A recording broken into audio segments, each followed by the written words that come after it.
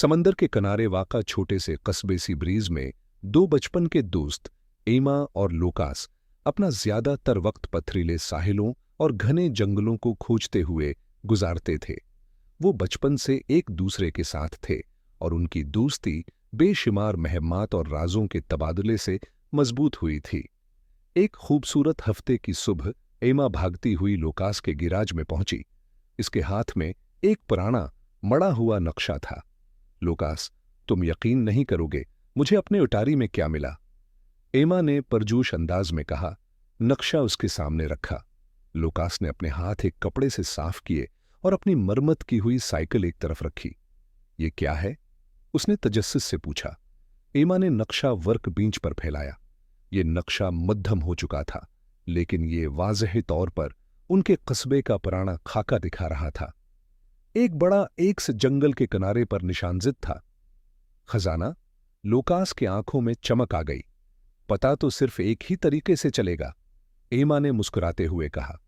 टारिच, compass और नाश्ते के लिए भरा हुआ बैग लेकर वो दोनों जंगल की तरफ रवाना हुए।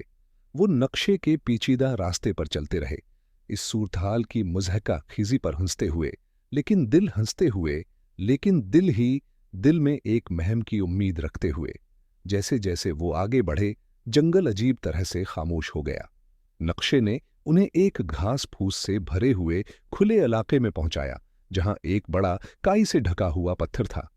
यही जगह है, एमा ने नक्शे को दोबारा चेक करते हुए कहा। लोकास घुटनों के बल बैठ गया और एक छोटे से बेलछे के साथ पत्थर की बुनियाद के अर्धगर्द खोदना शुरू कर दिया। चंद मिनट गुजरे और जब वो हार मानने वाले थे, लोकास का हाथ किसी सख्त चीज से टकराया। ये एक डब्बा है, उसने खुशी से चलाया। दोनों ने मिलकर मिट्टी में छिपी हुई एक जिंग आलूद धात की संदूकची निकाली। एमा के हाथ जोश से कांप रहे थे जब उसने संदूकची खोली। अंदर पुरानी तस्वीरों का एक मजमुआ, चमड़े में लपटी हुई डायरी और एक नाजुक लॉकेट मौजूद था। ये खजाना नहीं है, लोकास ने कहा, लेकिन वो मुस्कुरा रहा था। एमा ने एहतियात से डायरी खोली।